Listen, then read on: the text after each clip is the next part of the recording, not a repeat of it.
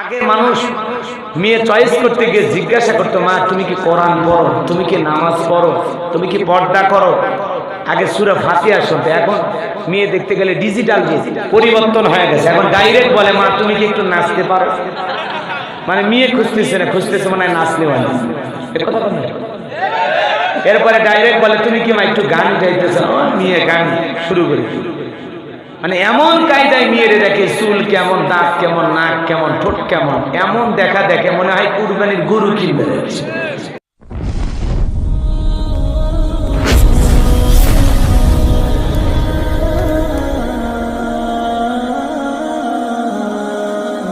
হযরত ওমর ফারুক আর দেরি করল না, দৌড়ে বাড়ির দিকে চলে গেলেন। বাড়িতে প্রবেশ করে দেখে বলে, আব্দুল্লাহর মা, ছেলের কি বিয়ে করাইবা? একটা মেয়ে পাওয়া গেছে। বলেন তো বাজার, মেয়েটার ধন সম্পদ দেখেছে, মেয়েটা কতটা সুন্দরী তা দেখেছে? দেখে নাই। মেয়েকে ছেলের বউ বানাবে একটা মাত্র গুণ দেখে, সেই গুণের নাম হলো তাকওয়া, খোদা ভীতি, আল্লাহর ভয়। বলেন আল্লাহু আকবার। হযরত ওমর ফারুক তার ছেলের বউ বানাইতে চাই মেয়েটাকে তাকওয়া দেখে। যে মেয়ে রাতের আধারে দুধের ভিতরে পানি মিশায় না আল্লাহর ভয়ে, সেই মেয়ে দুনিয়ার নেককার মেয়েতে কোনো সন্দেহ। কারণ ছেলের বউটা যদি ভালো হয়, তাদের বৈধ মিলনের মাধ্যমে যে সন্তান দুনিয়াতে আসবে সেইটাও ভালো হবে। কারণ গাছ ভালো তো ফল ভালো, কথা বল না কেন? ক্ষেত ভালো তো ফসল ভালো, মা ভালো তো সন্তান ভালো। আমাকে একটা শিক্ষিত মা দাও, আমি একটা শিক্ষিত জাতি উপহার দেব। কথা বলেন ঠিক না? একটা কথা মনে পড়ে গেল, রাগ করতেছেন মনে হচ্ছে। বাজান কমাল আল্লাহর একজন অনেক বড় ওলি ছিল, নাম হলো আমর বিন আস। আল্লাহর ওলি, অনেক বড় আল্লাহর ওলি ছিল। 2টা বছর ধরে মেয়ে খুঁজতেছেন বিয়ে করার জন্য। কয় বছর? 2 বছর ধরে পাত্রী খুঁজতেছেন বিয়ে করার জন্য। আমর বিন আস তিনি মনে মনে এই কথা খেয়াল করতেছেন, আমি এমন একটা দিনদার নেককার পর্দানিশী মেয়েকে বিবাহ করব, যে মেয়ের মাধ্যমে এমন একটা সন্তান দুনিয়াতে আসবে, যে সন্তানটা হবে জামানার সবচেয়ে বড় ইমাম, বড় খতিব, বড় আলেম।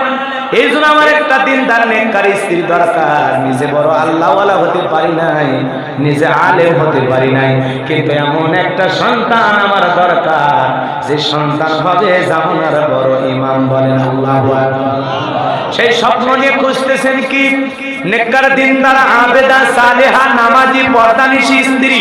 আল্লাহু আকবার বলেন। কারণ একটা দিনদার নেককার স্ত্রী দুনিয়ার সবচেয়ে দামি সম্পদ। বলেন না আল্লাহু আকবার। হঠাৎ করে নামাজ শেষে বের হয়ে গেলেন, বন্ধু তার সাথে নামাজ আদায় করে দেখে বলে, ও আমার বিনাশ দোস্তরে, তুমি কি বিয়ে করো নাই? বলে না, পাত্রী খুঁজতেছি, মনের মতো মেয়ে পাই নাই। কেমন মেয়ে দরকার? বলতেছে, এমন একটা দিনদার নেককার মেয়ে আমার দরকার, যেই মেয়েটা পর্দা করে, নামাজ পড়ে, কোরআন পড়ে, জানে, আল্লাহকে ভয় করে চলে, এমন একটা মেয়ে দরকার। বলতেছে, যতটুকু জানি এই গ্রামে এমন একটা মেয়ে আছে, জন্মের পর থেকে আজ পর্যন্ত এই গ্রামের একটা মানুষ তার চেহারাও দেখে নাই। জোরে বলেন আল্লাহু আকবার। আমর বিন আস দেখে বলে, এরকম স্ত্রী তোমার দরকার। বিবাহের প্রস্তাব দিয়ে দিলেন। যতটুকু জানতে পারলেন, সত্যি মেয়েটা দিনদার নেককার ধার্মিক পর্দানিশী নামাজি। আর দেরি করলেন না, মেয়েটাকে বিবাহ করলেন। বাজান গো, আমার বিয়ে যখন সম্পন্ন হয়ে গেল, আমর বিন আস বাসর ঘরে যখন প্রবেশ করবেন, তাকায় দেখি প্রিয়তমা স্ত্রী বাসর ঘরের ভিতরে সালাত আদায় করতেছে। বলেন আল্লাহু আকবার। কোন স্বামী যদি তাকায় দেখে তার স্ত্রী বাসর ঘরে নামাজ পড়ে, এমন দৃশ্য দেখার পর বলেন তো বাজান, ওই স্বামীর ভালো লাগবে না খারাপ লাগবে? আমাদের বাসর ঘরে তো নামাজ নাই, আমাদের বউয়ের তো পর্দা নাই, দিনদার নেককার দরকার নাই, মেয়েটা সুন্দরী কিনা এটা আগে দেখা লাগবে। কথা বলেন না কেন? ও 3 পিস পড়ছে না 4 পিস পড়ছে না 1 পিস পড়ছে না অর্ধেক ঢেকে আছে, ওইটা দেখার বিষয় নয়। দরকার আমার চামড়া সাদা। বেশি খুঁজতে হয়ে যাবে গাধা, পরে বুঝতে পারবি দাদা, খাবি ঝাল, মাথা হয়ে যাবে টাল। কথা কর না, এমনি একটু ছন্দ আকারে বলতে। সম্মানিত ভাইয়েরা, আমার হৃদয়ের কান পেতে কথাগুলো শুনে যান। আমার বিনাশ টাকা থেকে বিবি বাসর করে নামাজ পড়ে, আমাদের বাসর করে নামাজ নাই, আমার বাসর করে খালি সিনেমার শুটিং। আমাদের বাসর ঘরে কি সিনেমার শুটিং, কিসের নামাজ? ডাইরেক্ট বাসর ঘরে ঢুকতে স্যার কয় কি জাদু করেছো বলো না, ঘরে আর থাকা হলো না। তো ঘরে থাকবে না, গুটি থাকবে তো থাকা জায়গায় কই এই ছেলে কথা খান না, রাগ করেছেন? আমাদের বাসর ঘরে আছে কি সেলফি, কি আছে? বিয়ে একটা করে নিয়ে আসছে, বউরে চাপে ধরছে, টাচ মোবাইল পাইছে, এরকম ক্লিক সেলফি তুলে ফেসবুকে ছবি মাইরে দিল। দোস্তরে অমুক গ্রামে লাকি নামে মেয়েকে মহারানা ফাঁকি দিয়ে বিয়ে করে নিয়ে আসছি, দেখ তোমার বউটা কেমন দেখা যায়। এক একজন লিখতেছে, এক একটা কমেন্টস, কথা কমেন্ট। সেই ছেলেটা বিয়ে করে তার হালাল স্ত্রীর সুন্দর ছবিটা ফেসবুকে ছেড়ে দিল। ও পাগল নাকি? ও কি এরে বউ আমার বোকা, আমার জিনিস আমি দেখো তো পুরো এলাকার মানুষের ভাড়া করে, তো লজ্জা শরম নাই? নিজের বইয়ের ছবিটা ফেসবুকে দিলি তো শরম করলো না? নিজের ছবি দিয়ে দেখ, আলহামদুলিল্লাহ জীবনের নতুন ইংলিশ শুরু করল। কথা বোঝেন নাই? নতুন জীবন শুরু করল। রাগ করেছেন মনে হয়? কিন্তু স্ত্রীর ছবি দিয়ে বুঝান লাগে যে বিয়ে করছি একটা দেখ।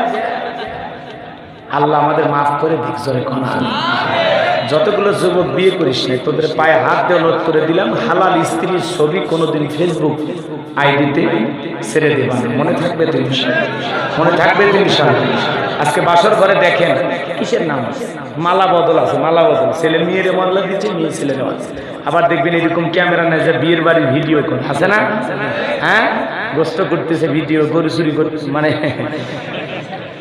গরু জবাই করতেছে তার ভিডিও, মশলা বাটতেছে তার ভিডিও, এরপরে ছেলেরে গোসল করাতেছে কেমনে ভাবে ওইটার ভিডিও, মেয়েরে কেমনে গোসল করাচ্ছে তার ভিডিও, লোকজন কেমনে গোস্ত সেবাচ্ছে, মারিচ্ছে, খাচ্ছে, কে কত বেশি খাচ্ছে তার ভিডিও, ঢলাঢলি কোলাকুলি এক জায়গায় 10 জন বসে কেমনে পান খাচ্ছে, গল্প করছে তার ভিডিও। পাইছে কি আর পাইছে কম?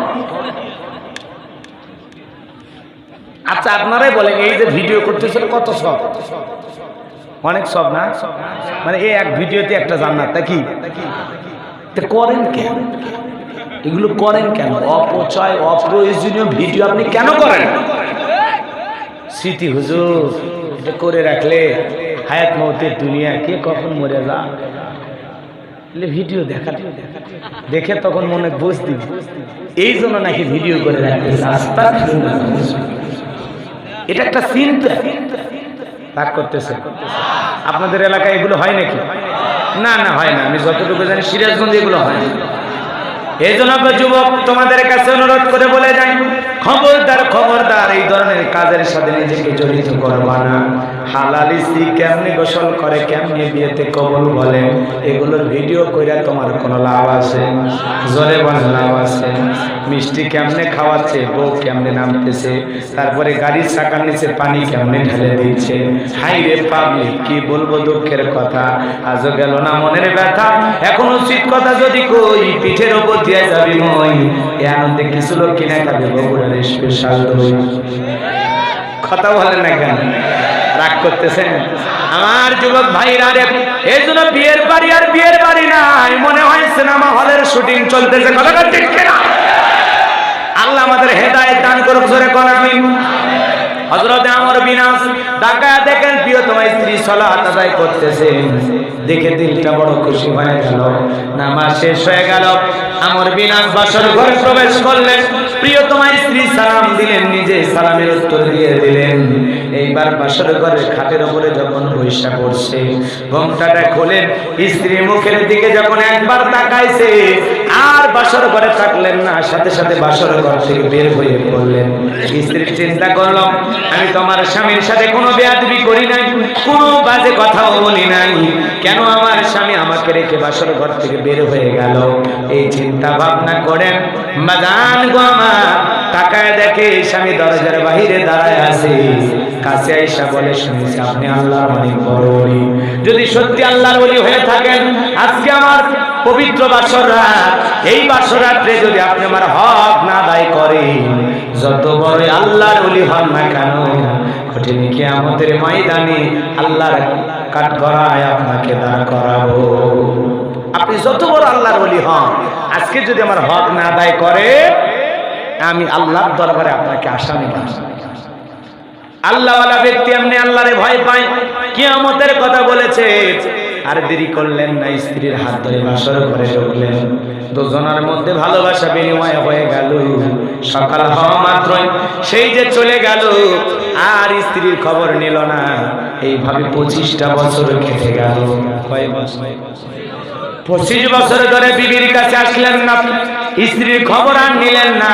25 বছর পরে এদের দাম্পত্য জীবনের কি ঘটনা ঘটে আপনাদের কি শুনতে মনে চায়?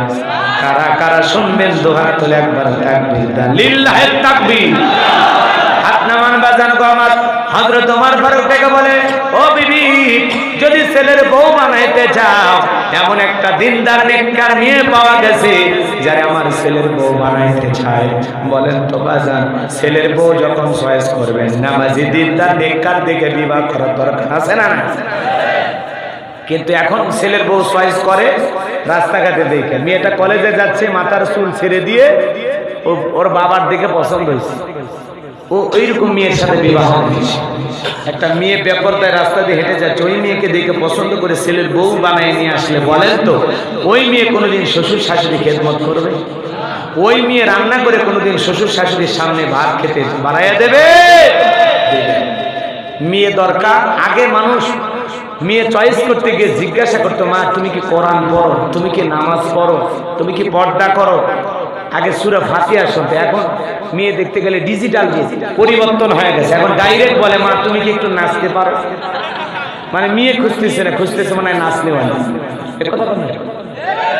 এরপরে ডাইরেক্ট বলে, তুমি কি মা একটু গান গাইতেছো? মেয়ে গান শুরু করে। মানে এমন কায়দায় মেয়েরে দেখে, চুল কেমন, দাঁত কেমন, নাক কেমন, ঠোঁট কেমন, এমন দেখা দেখে মনে হয় কুরবানির গরু কিনবে। আর এগুলো দেখার অধিকার কার আছে? ছেলে। আর দেখতেছে ছেলের বন্ধু, মুরব্বীরা, দুলে ভাই, শালা, এলাকার তালাতো ভাই, কথা কন না, এরা যায় মেয়েকে দেখতেছে হাট বাজার গরু। এগুলো করা যাবে? যেই ছেলে বিয়ে করবে সে শুধুমাত্র মেয়েকে দেখবে, সঙ্গে তার মা অথবা বড় বোন থাকতে পারে।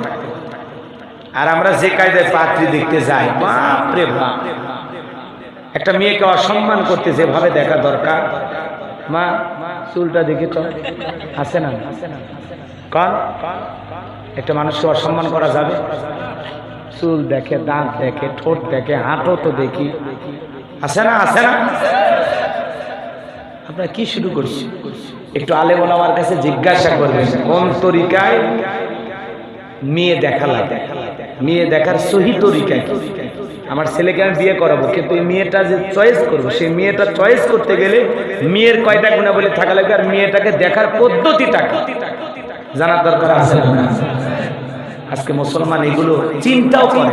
এগুলো যে একটা ইবাদত, এখানে যে জায়েজ না জায়েজ আছে, হালাল হারাম আছে, গুনাহও আছে, নেকিও আছে, এগুলো মানে প্রাধান্য দেয় না। এগুলো 20 জন মিলে গেছে মেয়েদের। হ্যাঁ, একদিনে সব শুনবে তাই কি হয়? আমার যুবক ভাইরা হৃদয়ের কান পেতে কথাগুলো শুনে যান, যে কথা বলতে চাই। হযরত ওমর মেয়েটাকে পছন্দ করলেন শুধুমাত্র তাকওয়া দেখা, কথা বলেন ঠিক কিনা?